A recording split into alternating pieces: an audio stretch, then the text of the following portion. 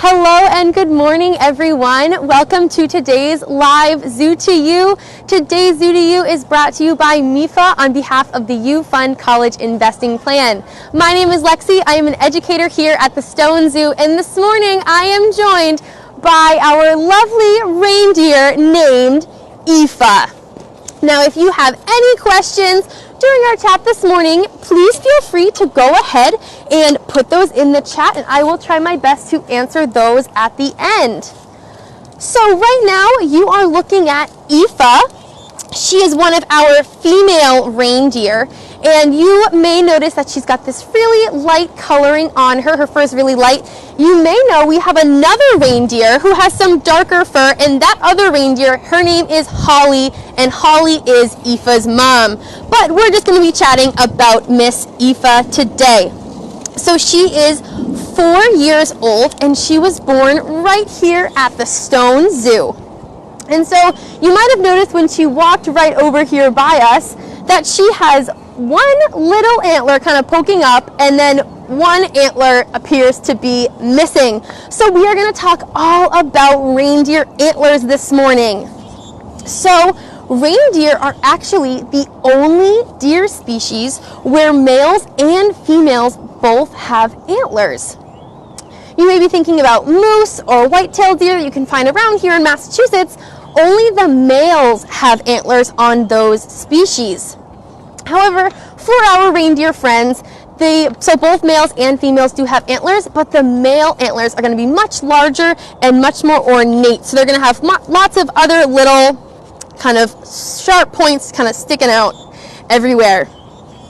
So in comparison to body size, reindeer have the largest and heaviest antlers also of all deer species, which I particularly found super interesting. Male antlers can get to be about 51 inches tall, and female antlers can be around 20 inches tall, and those male antlers can be upwards of 30 pounds.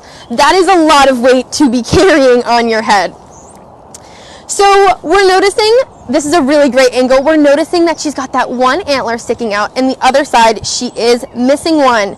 So unlike animals who have horns, reindeer's antlers fall off and they grow back each year, bigger and bigger every year.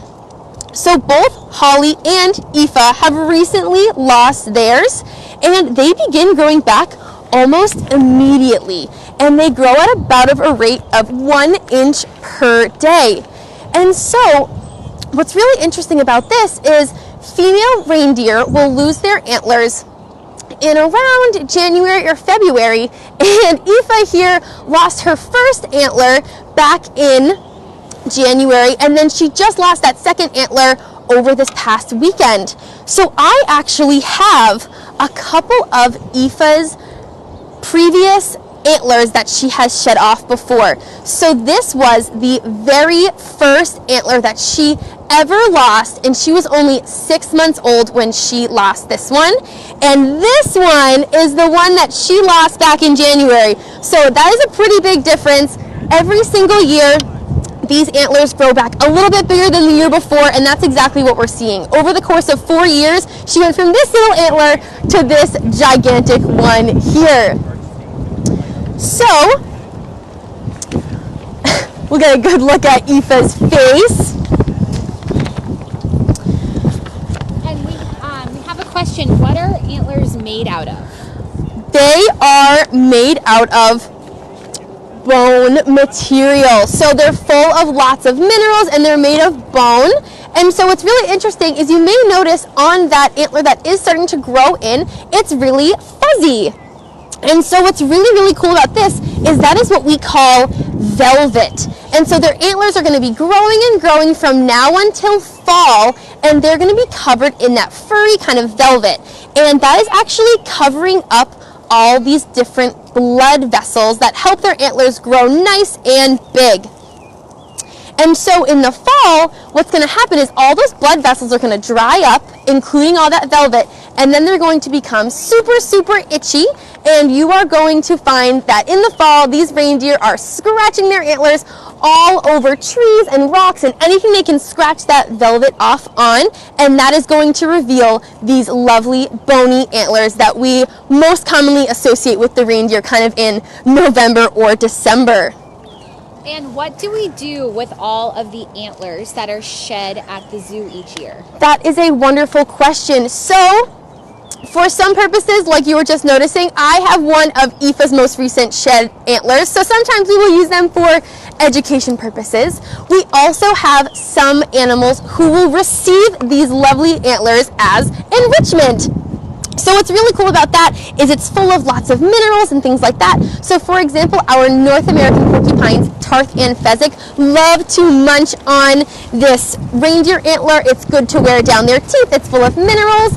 And another really cool thing about that is around here in Massachusetts, we most commonly have white-tailed deer. And you may come across an antler shed in the wild, but it's probably not super common because animals like raccoons and porcupines will come by and grab those before you have the chance to even see it. All right, one other thing I wanted to chat about before we wrap up is what else reindeer do with those antlers. So the last thing I wanted to chat about is, you can't really tell right now because she only has that one little antler, but when they grow nice and big, they're able to use their antlers as like a shovel, and they shovel away all of the snow, and they're able to eat things like grass and leaves and anything that might be hidden by that snow. And we did have a question come in from Will. Absolutely. Who wants to know, can dogs eat reindeer antlers? All right, Will, that is a great question. And dogs can eat reindeer antlers. You might see them sometimes in the store. Those are probably more commonly going to be more like deer antlers, but it is a very similar kind of structure. So absolutely. All right, and I think we are just about out of time, so I just wanted to thank you all so much for tuning in with us on this breezy Tuesday morning. I hope you all have a great rest of your day. Thank you so much to MIFA. Today's Zoo to You is brought to you by MIFA on behalf of the U Fund College Investing Plan. I hope you all have a great rest of your day. Bye!